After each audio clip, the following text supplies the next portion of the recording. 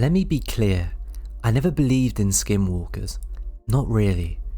Even after all the documentaries, podcasts, and Reddit rabbit holes, I've always figured the place was just another myth wrapped in desert dust and internet storytelling. Weird electromagnetic fields, old legends, maybe a government psyop to throw people off something bigger, sure.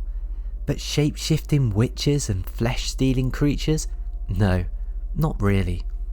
Well, until last fall, until the night I spent at Skinwalker Ranch, until something walked around my tent on two legs but didn't sound human, and until I got home and my reflection started lagging. But let me back up, I'll start from the start. I work as a field tech and a documentarian for a small, independent research group focused on paranormal geography, the study of land-based anomalies like magnetic fields, missing person clusters, and long-term radiation zones. Half real science, half pseudoscience. Funded mostly by rich men with too much curiosity and not enough caution. The trip to Skinwalker Ranch wasn't on the books. We were already in northern Utah for a separate survey on seismic anomalies when one of our clients offered us a fat bonus if we could get within visual range of the infamous property and do a 2-night observation. He gave us vague instructions, a handful of NDAs, and access to some interesting tools, including a declassified RF frequency scanner that wasn't for public use. He never mentioned skinwalkers, just said, "You'll know if it's working if the scanner starts screaming." I didn't ask what he meant, but I wish I had. We weren't staying on the main ranch.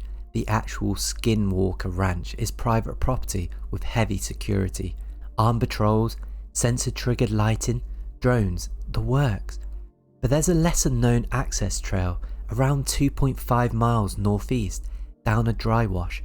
The land butts right up against the main ranch's eastern border, near the old mesa. It's where the strange stuff supposedly bleeds out. They say the mesa is the skin between worlds. We camped there. Just me, my field partner Garrett, and our driver, Jeff. No camera crews, no drones, just 3 guys, 2 tents, and a bunch of sensors and way too much curiosity. The first strange thing, it wasn't thunder. It was low, deep, rhythmic, like something breathing through the ground. That's what Garrett said around 10:13 PM when our seismic monitor started pulsing every 8 seconds. Not shaking, pulsing, like the earth was responding to something just under it. Jeff joked that it felt like we were standing on a buried subway station. Then our walkie-talkies turned on, all at once. No button pressed, no hands near them, just this high-pitched static, then a whisper, one word, out. Day 1, 10:30 PM. After the walkies whispered that word, everything went still. Not quiet, still. No wind, no insects. Even the brush around us froze, like the desert had held its breath. I glanced at Garrett. He was pale, lips pressed together. Jeff asked if we should leave. I was about to say yes when the RF scanner, still in my pack, let out a piercing shriek, like microphone feedback but layered. There were voices inside the signal. Too many, all talking at once. It lasted about 8 seconds, then dropped into silence. That's when Garrett said, "Someone's watching us." We had camped near a sparse grove, scrubby pines bent low with wind and drought, nothing big enough to hide a person. But as we scanned the tree line with flashlights, we saw eyes. Not animal eyes, too high off the ground, too far apart, and they didn't reflect light, they absorbed it. Garrett shouted, "Hey, we're not trespassing." The eyes blinked, slowly. Then a voice, not echoing, not yelled, just present, like it was inside the air around us. "You see too much, you take too much. We wore your skin before your sky turned red." The voice wasn't human. It sounded layered, like it came from a throat that wasn't meant to speak. Jeff took off running. He made it about 50 yards before we heard him scream. We found him near the old fence line, face down, hands over his ears, sobbing. He kept repeating, "It wasn't me. I saw myself. It wasn't me." His nose was bleeding, so were his ears. We picked him up and carried him back to camp. Garrett stared at the scanner and said, "I think it's using us like bait." Just before 1 a.m, we saw it. A figure, standing at the top of the mesa. Tall, too tall, at least 9 feet. Thin limbs, antlers, but not a deer. It didn't move naturally, just twitched every few seconds like it was flickering. Then it crouched, and its eyes glowed blue. The same glow from the tree line. Then the smell hit us, like iron and wet dirt. And something else, and something else.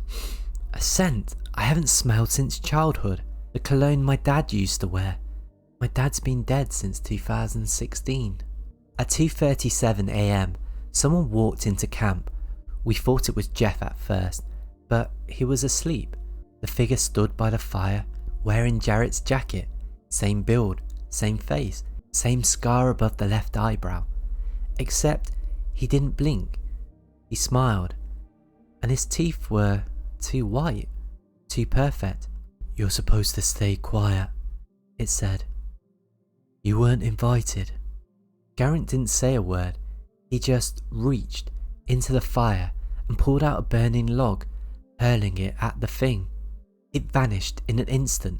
No smoke, no footprints, just gone. The RF scanner went berserk, flashing red, then blue, and the walkie crackled again, and a new voice whispered, "We take one always stays." Then we heard the crack, like something breaking in the sky. We looked up, and the stars had moved. They were spinning, slowly, silently, like a wheel. Then all the electronics died, everything, darkness, silence, and then footsteps, right behind my tent. Day 2, 3 a.m. I didn't sleep, none of us did. Not after the stars spun. The figure mimicked Garrett, and something circled our tents in total silence. We lit what was left of the fire, sat in a triangle, backpacks in our laps, knives out, no cell signal, no drone feed. Every electronic device was dead. Garrett kept checking the RF scanner like it might suddenly come back. Jeff hadn't spoken since his breakdown. He just stared at the tree line, lips twitching. Then he said something that made my stomach flip. "I'm already gone." At sunrise, we stepped out to pack. That's when I saw it. One bare footprint, not ours, much larger, pressed deep into the dirt by the fire pit. But the worst part, it was facing into camp. The stride was so long, it looked like whoever made it had been standing with one foot inside our circle, watching while we slept. There were no other prints, just the one, like something dropped down from above or pulled itself up from below. About 20 feet from the tents, Garrett found symbols in the dirt, geometric, almost circuit-like, carved perfectly into the earth. But no tool marks, no drag lines, just clean cuts in packed desert soil. He tried to take a picture. His camera shutter froze, then his phone screen lit up. Black background, white text. "Garrett, don't resist." His phone turned off, battery fried. The same happened to mine 30 seconds later. It started happening that afternoon. Jeff walked out into the basin to pee. When he didn't return, we went looking. Garrett found him near the edge of the wash, kneeling, back turned, and when he spoke, his voice was wrong. It had 2 tones, one beneath the other, like someone syncing with a recording and falling slightly out of rhythm. "It's beautiful, isn't it?" he said.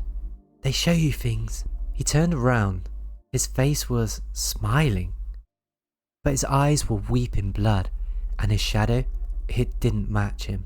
It was taller, standing upright while he crouched. It waved at us. We ran. We left everything, food, gear, data, just took our knives and ran. Every time we thought we were clear, we'd see someone, something, standing up on the messer, watching. Sometimes it was Jeff, sometimes it was me. Once it was my dad, in the flannel shirt he was buried in. At sunset, we stumbled into a dried up riverbed. There, carved in the red stone, were letters. Do not stay, do not speak, do not leave with it. Garrett asked what it was. I didn't answer because I knew it was the thing we hadn't seen yet. The one behind Jeff, the one that whispered, "One always stays." At twilight, Garrett stopped walking. He looked back towards the ranch, just barely visible beyond the bluffs. His pupils were huge. His mouth moved, but the sound that came out was static, like the RF signal, but distorted. Then he said, in my voice, "I think it picked me." He smiled, took a step backwards, and his body froze mid-step, like someone had hit pause. Then it shattered, like glass. No blood, no body, just a pile of ash and 2 boot prints that walked away by themselves. I ran, not even sure what direction, just away from the messer, away from the symbols, from the shadows that smiled. The air felt thick, like moving through gelatin. I passed things that shouldn't have been there. A street lamp buzzing over nothing but sand, a phone booth with no cord, its receiver swinging in the still air. A dead deer, but when I looked closer, it had human teeth. None of this was on the way in, and none of it felt real. About an hour later, I tripped over something metal buried in the dirt. It was a mirror, an old one, brass framed, square, the kind you'll find in a bathroom from the 1950s. I shouldn't have looked, but I did, and I saw myself, except not. Same face, same clothes, but he was smiling. I wasn't. Then he raised his hand and waved. That's when I passed out. Day 3, I think, my eyes opened to the sound of a passing truck. I was laying just outside the main gate of the Skinwalker ranch, my shirt torn, feet blistered, hands filthy. My phone was in my pocket, fully charged, and the lock screen said, "You left something behind."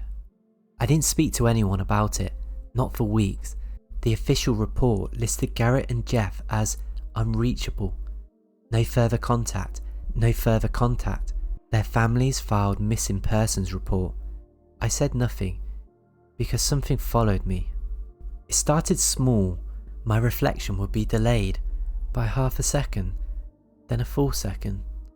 Sometimes I'd catch it blinking before I did. Then I saw a smile. I wasn't smiling.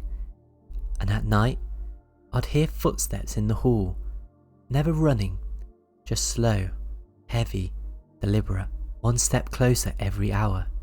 I dreamed I was back at the messer, the symbols glowing, voices chanting, "One left, one stayed, one returned." And when I turned to look behind me, there was nothing. Smiling, only this version had black eyes, and he whispered, "You didn't leave fast enough." One night, I checked the mirror at 3 a.m. It was gone, just an empty frame, and taped to the bottom, a scrap of paper in my handwriting, "We take what watches." I installed cameras, every room, every angle. One morning, I checked the feed. At 2:37 a.m, I was asleep in bed. At 2:41 a.m, I stood up, but I didn't wake up. The feed showed me walking to the living room, smiling, standing in front of the mirror. Then I vanished, just blinked out of existence, and 10 seconds later, I came walking back into frame, but my eyes weren't mine. They were black. I think the Skinwalker Ranch isn't a place, it's a door. Something on the other side wants to be seen, and the moment you see it, it sees you. And once it sees you, you've already let it in. I've moved 5 times, new town, new name, no internet, no mirrors, but I still see him. In windows, storefronts, dreams, and last night, he whispered something new. "You owe the ranch one. Bring someone next time." If you're hearing this or reading it, it means I've broken the final rule. I've spoken about it. They told me not to. Not with words, not with thoughts, not with memory. But silence didn't help.